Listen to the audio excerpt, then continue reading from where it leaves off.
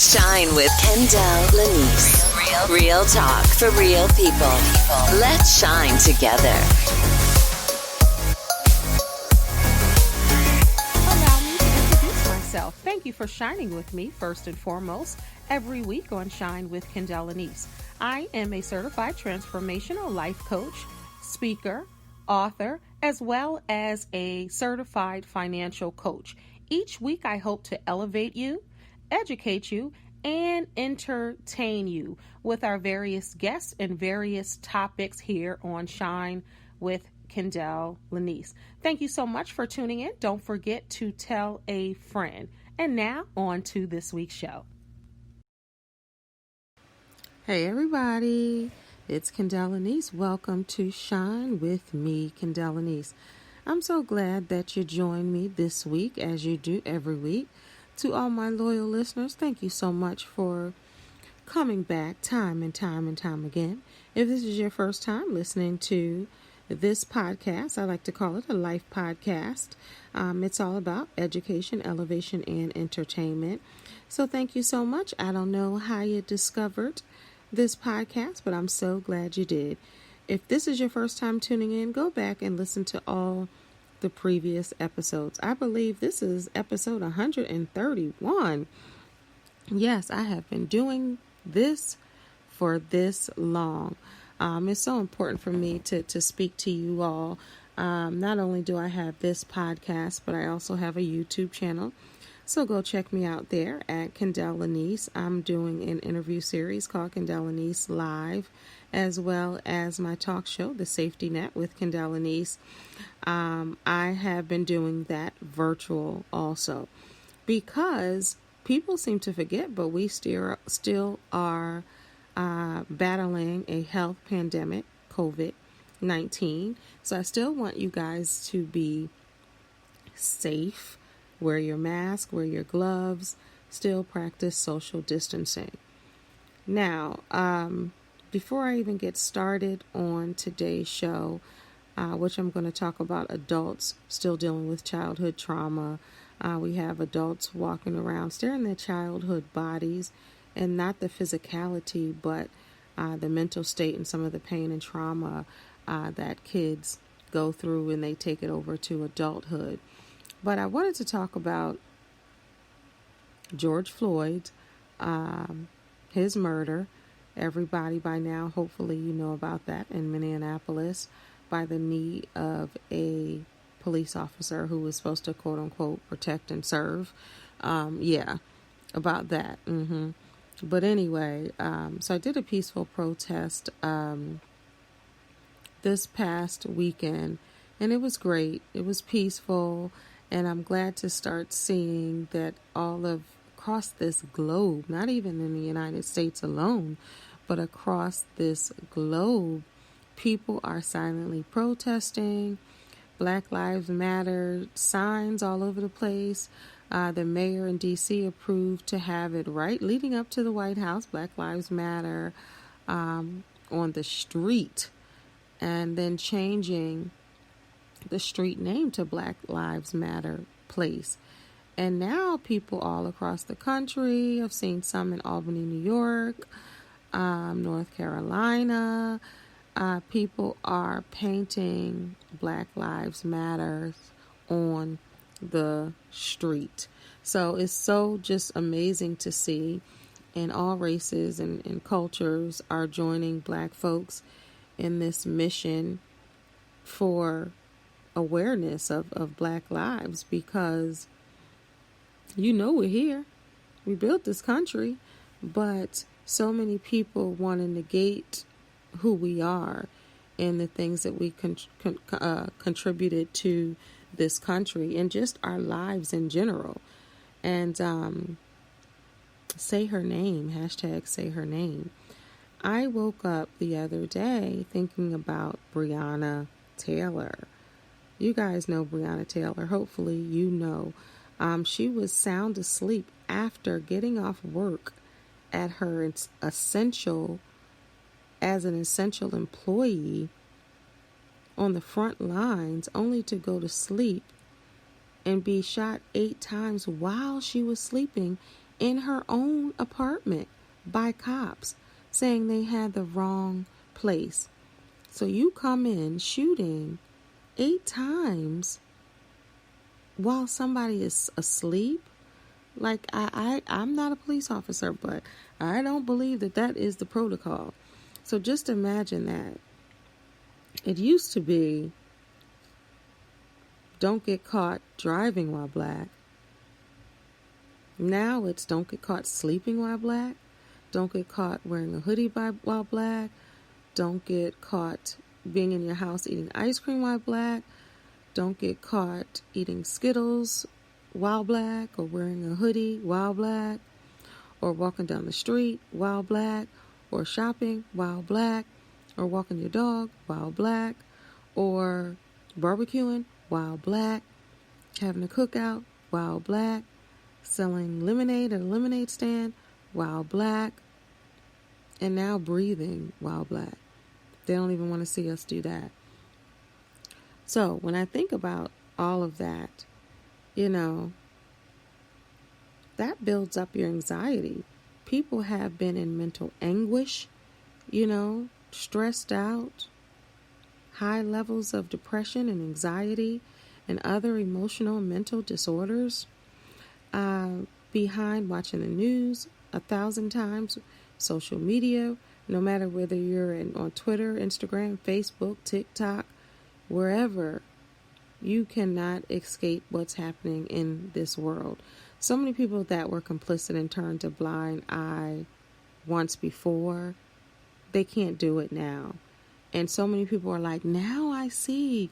And shout out to Kaepernick, who tried to tell everybody by taking a silent knee before, and he was ostracized, criticized, fired, lost deals, and now Nike, of course, built that back up. But because he was taking a silent knee. That's it.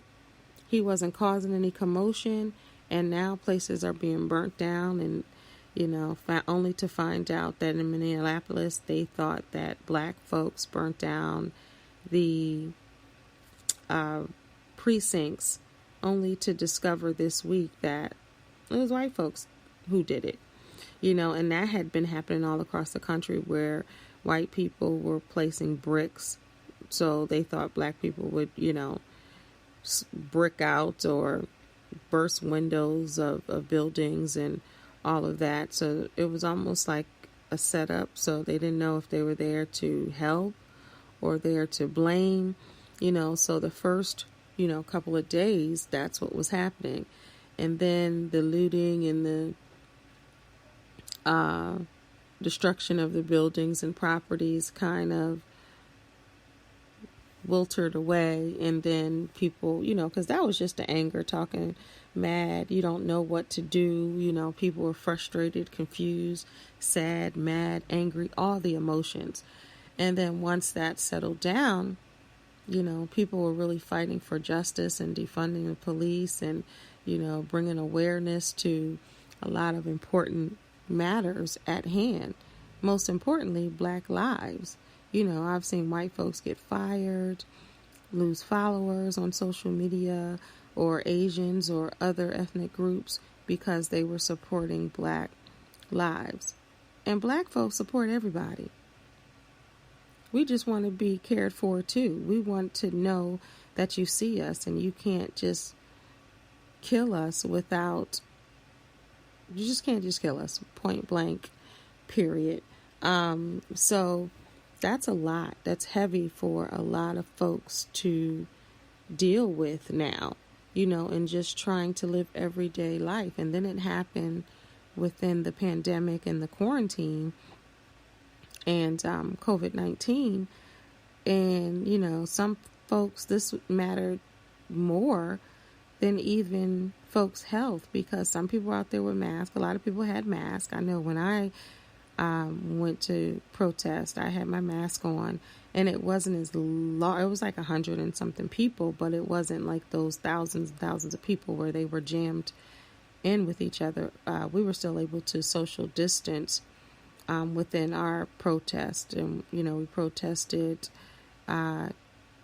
walking around, and then our goal or destination, they had the young girls. And shout out to all the young people. These were millennials and Generation Zs. They're planning a lot of these protests. And I believe the one that I went to was created or organized by high school young black women. And they had the route where we would, there were police around, escorts, and shutting off the roads. And we protested to the police station. And everybody just took a knee for 8 minutes and 46 seconds in honor of George Floyd. Now, if you're doing something, 8 minutes and 46 seconds doesn't seem like a long time. But when we kneeled down on the street for 8 minutes and 46 seconds, it seemed like a lifetime. Like I had on leggings, my knee was hurting, I had to change knees. So think about that officer's knee on George Floyd's neck, who later only to find out they knew each other. They worked together at a club, I guess a bouncer and security, and they had words. And the officer didn't really like George, and the owner of the club said that the officer treated black people differently, even in the club. Not only did George, one of the coworkers said they bumped heads, but the owner said the officer treated black folks differently. And that was one of the places that the people in Minneapolis burned to the ground. They burned that club to the ground. So people are angry, people are mad, and all across the country, white folks and racists are still doing things. Even now, more than ever, cops are still harassing and still doing. You got Karen still out there, all of that. So it's just, people are still acting a fool in a sense. People are still doing that. People are calling cops on black folks for nothing, walking, bird watching. It's gotten out of hand. And there has to be a way to fix all of this. It has to be a way to move forward somehow without losing lives senselessly by overzealous vigilantes or racist cops or people who just think black folks are inferior and they don't like them. It has to, we have to build it off love and humanity. We really do. Because at the end of the day, if you see a black folks as a human being, as we are, and beneficial and royalty to this country, and maybe that's it. Maybe they don't like that, but just pray and do the work and do your part. And my quote is, allow your brand to take a stand. Allow your brand to take a stand. So before we get started with the second half of the show, or the majority of the show, I am going to take a quick break and be right back.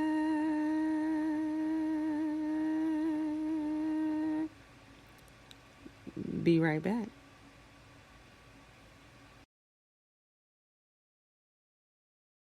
Are you stuck in a dead-end job or relationship? Do you lack motivation? Are you unhappy with the way your life is turning out? Do you have a difficult time achieving goals and reaching your dreams? Are you ready to get back to what's important? Do you want to just spice up your life? Are you at a crossroads in life and you don't know which way to turn? All of these things I can help you with. My name is Kendell Lenice, and I'm a certified transformational life coach. For more information about my life coaching services, please visit livingtruelivingyou.com. Now back to the show. All right, we are back. And before I start with this week's life note, I have an announcement to make. I am in the beauty business. That's right. I officially, on June 17th, which is my birthday, 617, all spelled out, 617, that's right, my birthday. So it's a lip moisturizer. So 617 Lip Love. It's an organic lip moisturizer, I guess, slash balm. That's right. It is 100% organic and it goes on smooth for your lip health.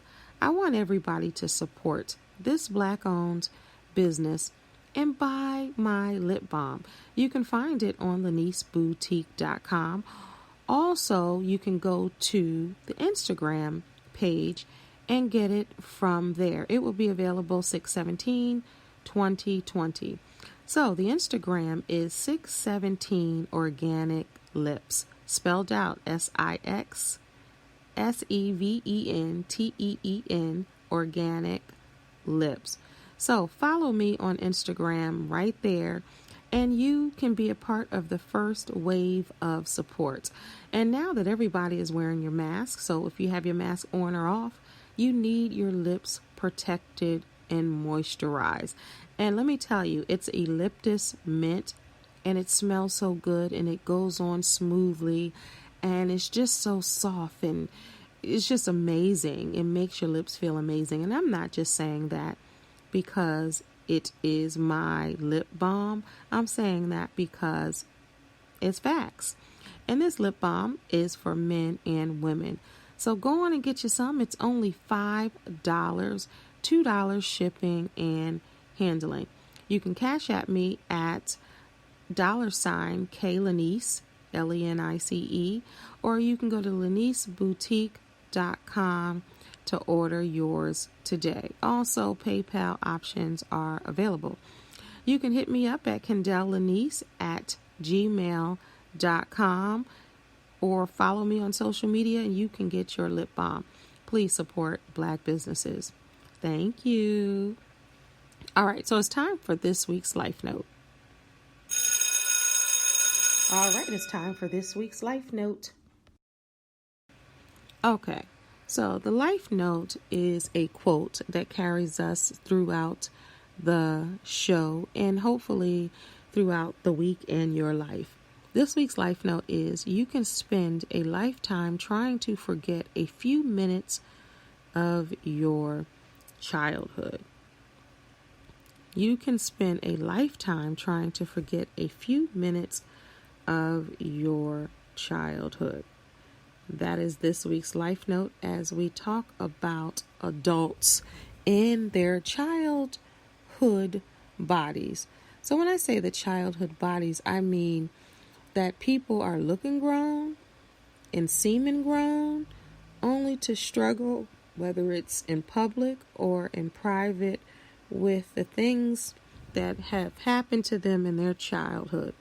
Now, it doesn't necessarily have to be something strong and hard, and whether it's molestation or rape or watching a murder or something, it doesn't have to be one of the big T's, the big traumas, as therapists call them.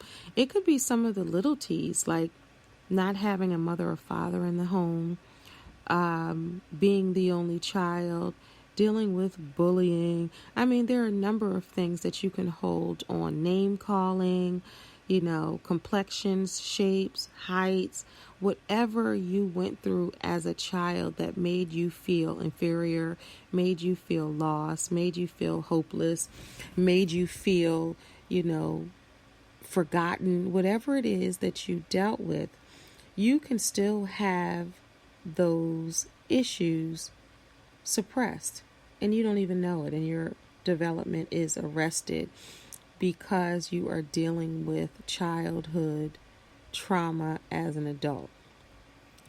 So, psychologytoday.com has 9 steps to healing childhood trauma as an adult. I am a life coach. I am not a therapist. So life coach is the difference is, and I always tell folks, so therapy and life coaching are both good, and one person can have both. So a therapist usually goes back into your past and discovers why you are the way you are. What are you doing now? How did you get there? And how, and heal. Let's heal from that. And then a life coach picks up from that point. So a life coach, we still go a little bit into your past because we want to see what shaped you and made you the way you are today. But we don't harp on that. We talk about how we can move forward right now and how you can have a better future. So you can definitely have a therapist and a life coach and do both or one or the other. So people always ask, well, what does a life coach do? It's an accountability partner, help you move into the next level. Your cheerleader in a sense, and I help you do the work on you. All right, so back to psychology today, the 9 steps to healing childhood trauma as an adult. It goes on to say traumas generate emotions. Unless we process these emotions at the time of the trauma, then we begin to get stuck in our mind and body. Instead of healing from the wounded event, the trauma stays in our body as energy in our unconscious, affecting our life until we uncover it and process it out. The healthy flow in the processing of distressing emotions such as anger, sadness, shame, and fear is essential to healing from childhood trauma as an adult. It goes on to say the healthiest response to childhood emotional wounds is also the rarest. Pardon me. No corona, I'm just coughing. When the trauma first occurs, we recognize the violation it has caused our sense of self, feel the natural emotions that follow, and then realize that the violation doesn't say anything about us personally. And thus we don't make negative meaning of it and can let it go. But this is the problem, y'all. Because emotions like anger and sadness are painful, and because crying and confronting others is often not socially accepted, this process doesn't happen automatically. Instead, we may suppress our emotions rather than feel and process them. As a child, this process is even more difficult. What can feel like a pinprick to an adult, an insult about one's appearance that we can brush off at maybe 40 years old, can feel like a stab wound to a child to create lasting damage. You guys know body dysmorphia, depression, etc. It's when you start to give children complexes like your feet too big, your hair is too big, your nose is too big, your mouth is too wide, your hips are too wide, your hair is too short, your hair is too curly, your hair is too this, your face is this, your eyes are this, your complexion is this. You know how people tend to do when you're young, and those are things that you carry with you as an adult. The minute somebody says something, you want to pop off, and not use emotional intelligence because you're still hurt and you haven't healed. I remember this one guy I knew, if you were laughing, and how you'd be like, you stupid, and people say that when you're laughing, and he was like, one day he blew up, he said, don't call me stupid, don't call me stupid, and everybody was like looking, later to find out that his mom always called him stupid, but not in the silly, slang way that a lot of people say, you stupid, like meaning you're funny, you're crazy and silly. She meant stupid, dumb. So he carried that with him. So the minute someone said stupid, no matter in what context it was said, he would pop off. So this is what we're talking about here, y'all. We carry these emotional stab wounds with us into adulthood, and they affect our relationships, our career, our happiness, our health, our everything. That's until we process them and begin to heal by feeling our feelings. And as a life coach, I'm always telling people, feel your feelings. Don't allow anyone to tell you you cannot feel your feelings. My pet peeve is when people say, you shouldn't feel that. I don't know why you're feeling that. Because that's what you feel. And you're feeling that because those are your feelings. So I just want to give people a permission to feel their feelings. It's so important that you do that. Even the most loving and attentive parents can do lasting damage to our self and our sense of self. Meaning well and hating to see us hurt. Our parents may have rushed in after an upsetting episode. Don't feel bad, like just what I was saying. It's okay, like living single, woo, woo, woo. Our caregiver says when we started to cry, and that's so, the truth is feeling bad can be good for us. We needed to feel bad for a while and to think about why we felt the way we did.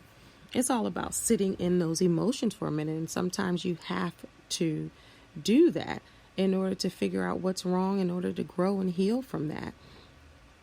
Parents are, often lovable and attentive, and they demanded that kids stop crying. You ever hear that? Stop crying.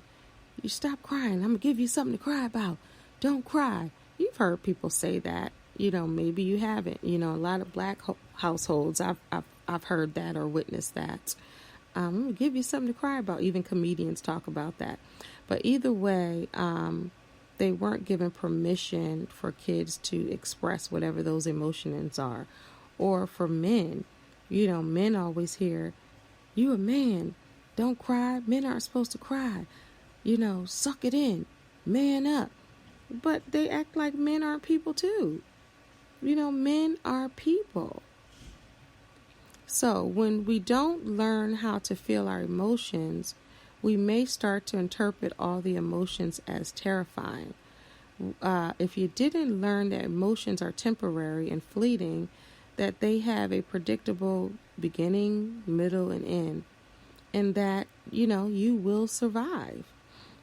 As children, we can't distinguish our feelings and ourself. We think we are feeling and is acceptable or not. But to heal from childhood trauma, Psychology Today says we have to complete the process that should have begun decades ago. When the wounding incident happened, and then they go on to give, 9 steps to healing childhood trauma as adults.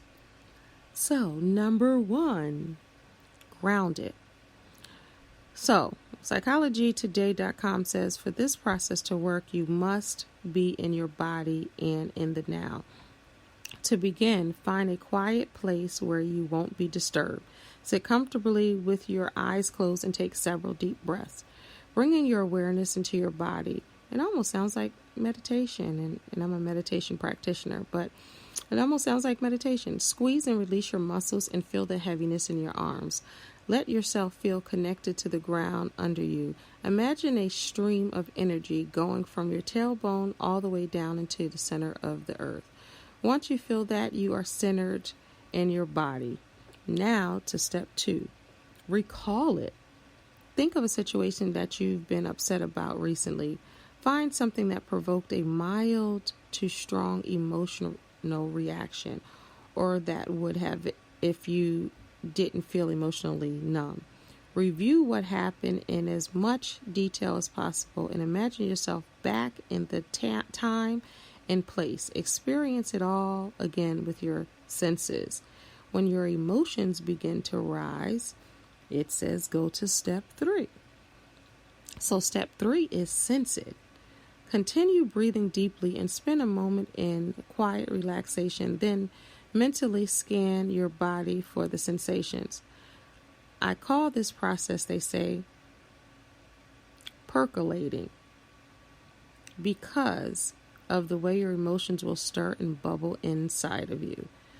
Observe any physical response you're experiencing, tingling, tightness, burning, etc. Each of these sensations is a bit of information you need to understand your past experience. Explore these senses and silently describe them to yourself in as much detail as you can. Once you've explored and described all your physical reactions, you can move on to step 4. Boom, boom. Step 4 is name it. You name it. Associate an emotion with each of the sensations you feel. Is the tightness in your chest anxiety? Is the heat you feel traveling up your arms anger? Before starting this exercise, you may want to print out the list of emotions. They have a list of emotions, and you guys can probably know what some of the emotions are. You can find this list on psychologytoday.com as well. But once you've named your emotions, you want to go to step 5. Love it. As a part of mindful approach to healing from trauma, we need to fully accept everything that we feel. I agree. Whether it's true or conscious mind at the moment or not say, I love myself for feeling angry, sad, anxious, etc., whatever your feeling is. Do this with every emotion you feel, especially the harder ones. Embrace your humanness and love yourself for it. After you've accepted and loved yourself, you want to move, and for each emotion, you want to move to step 6. So number 6 is feel and experience it. Sit with your emotions and their sensations. Let the feelings percolate and flow. Don't try to change or hide them. Observe them. I love that. Acknowledge and welcome any discomfort you feel, knowing it will be gone soon and it will help you heal. Let your body respond the way it wants or needs to. If you feel the urge to cry, cry. I believe I've done a episode because I have 131 episodes, and I'm almost positive, about 99.9% that I did a episode on crying called Cry It Out. Yeah, I did do that. If you feel the need to yell or punch something, not someone, y'all, you should. You should yell and punch the air. Expressing your emotions when I think about yelling and punching the air, I think about Boys in the Hood when Cuba Gooding Jr., when Nia Long was there and he was punching the air. Y'all remember that? Expressing your emotions in a productive way is the key to getting them moving inside you and fully processing them. When you've fully felt and experienced your emotions, you're going to move on to 7. 7 is to receive this message and wisdom. Do the sensations or emotions you're experiencing right now. Connect with one or more experiences of your past. Do they give you any insight into the root of the trauma or negative? Limiting belief about yourself. Right now, you might be thinking, I'm not getting anything. Ask yourself, if this sensation or emotion were going to say something to me, what would it be? If you're still having trouble, do some free writing. Journal about what the feeling means for a full 10 minutes without stopping. When you think you've heard all the messages your emotions are sending you, move on to 8. Number 8, they ask you to share it. If you feel comfortable sharing your reflections with someone, do that. Otherwise, write them down on your own. Describe what happened when the wounded incident first occurred. You can talk to a therapist, a life coach. You can write them down, or talk to a friend who has a listening ear and not a judgmental tone.